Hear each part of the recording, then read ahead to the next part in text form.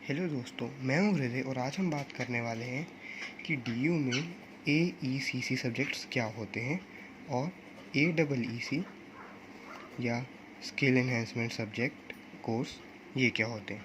तो पहले AECC देखते हैं। इसका मतलब होता है एबिलिटी एनहेंसमेंट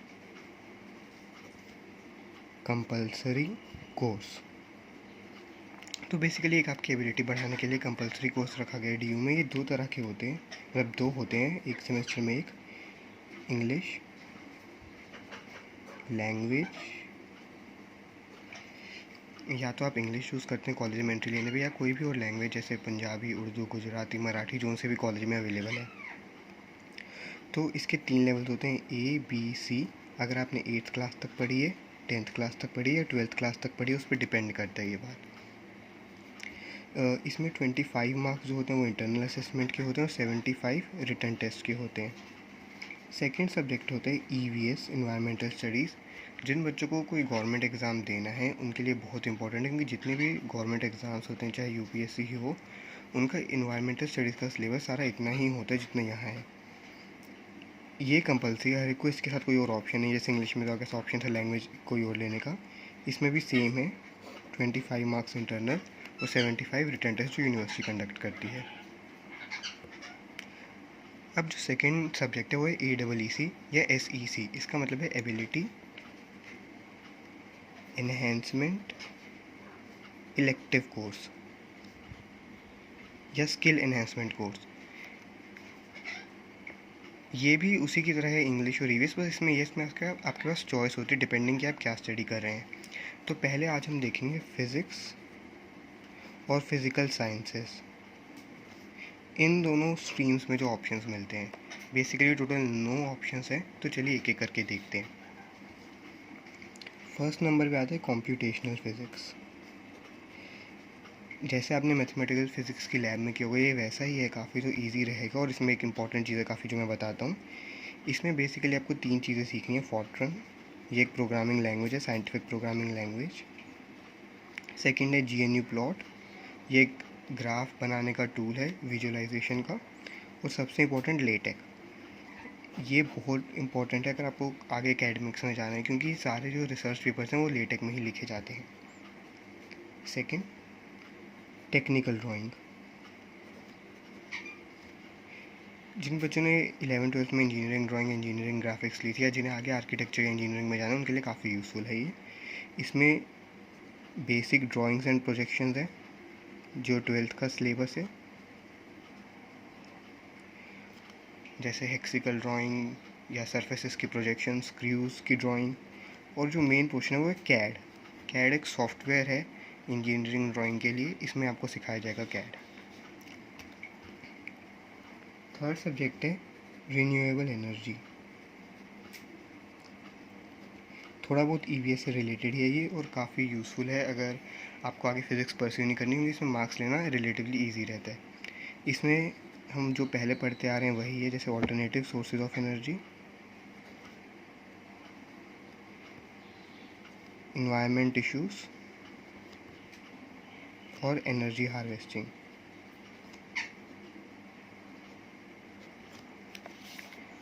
इसके बाद अगला सब्जेक्ट जो है वो है रेडिएशन सेफ्टी। अगर आपको आगे न्यूक्लियर फिज़िक्स में जाना है या किसी लैब में काम करना है तो ये इम्पोर्टेंट है काफ़ी। Basics of nuclear physics, gamma beta alpha decay कैसे होते हैं, क्या होते हैं, interaction of radiation,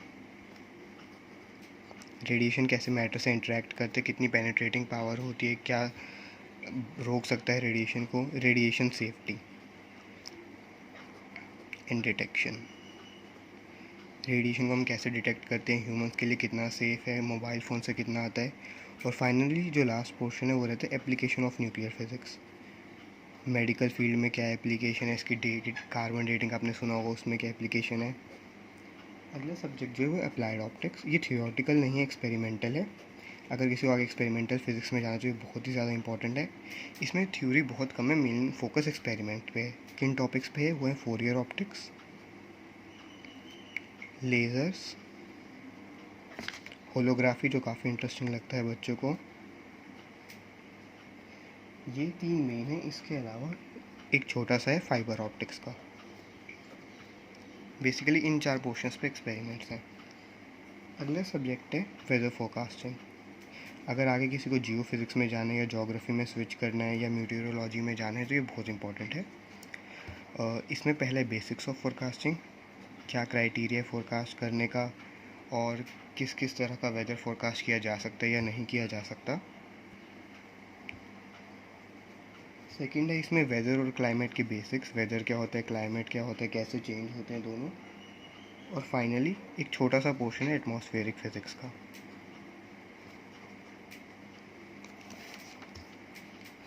seven subject है दोस्तों इंस्ट्रूमेंटेशन स्किल्स। तो इसमें पहला टॉपिक है मेजरमेंट का। मेजरमेंट क्या होती है, कैसे ली जाती है, एरर, एक्यूरेसी, प्रिसीजन, इन सब टर्म्स की डेफिनेशन है। सेकंड है वोल्ट मीटर, कैसे बनते हैं, AC voltmeter, millivoltmeter, ये सब अलग अलग वेराइटी कैसे बनते हैं।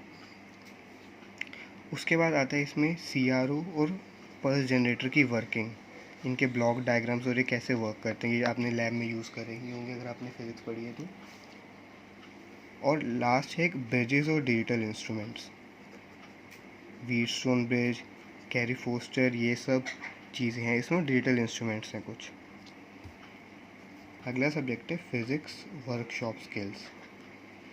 ये काफ़ी इंपॉर्टेंट है अगर आपको आगे किसी इंजीनियरिंग टाइप चीज़ में जाना है या एप्लीकेशन बेस्ड चीज़ में।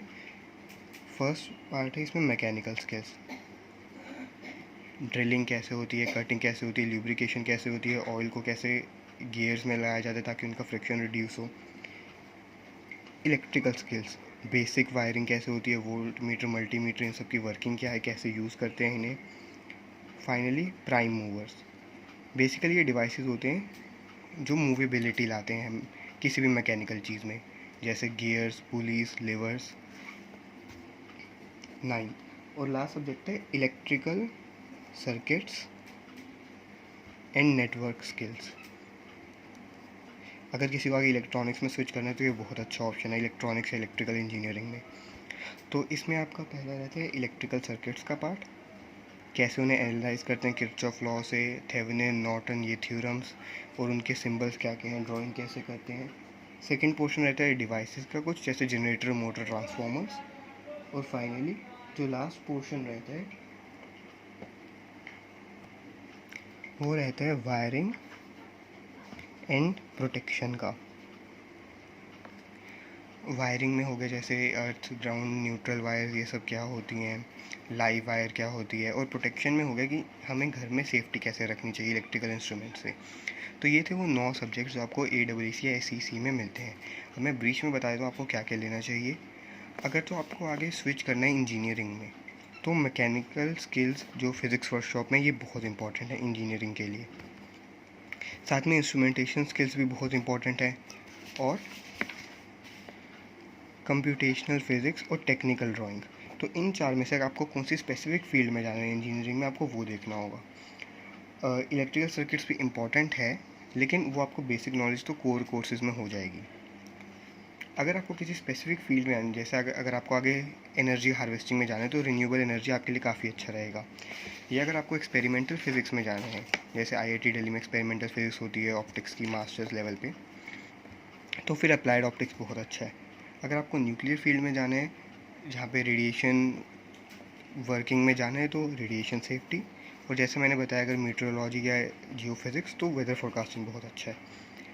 तो कॉलेजेस ज़्यादा चॉइस देते नहीं हैं इसमें अक्सर, तो आपको डिपेंड करना होगा आप जो बेस्ट सब्जेक्ट ले सके अपने लिए वो सब्जेक्ट। सारे ही ईजी और सबका मार्किंग स्कीम सेम है। 50 मार्क्स जो हैं वो इंटरनल्स या प्रैक्टिकल्स के हैं और 50 मार्क्स रिटर्न एग्ज़ाम के हैं। तो फाइनल एग्ज़ाम काफ़ी छोटा ही होता है 50 मार्क्स का बस। उम्मीद है ये वीडियो आपको पसंद आई है। इस वीडियो को लाइक कीजिए, शेयर कीजिए और चैनल को सब्सक्राइब कीजिए। Thank you.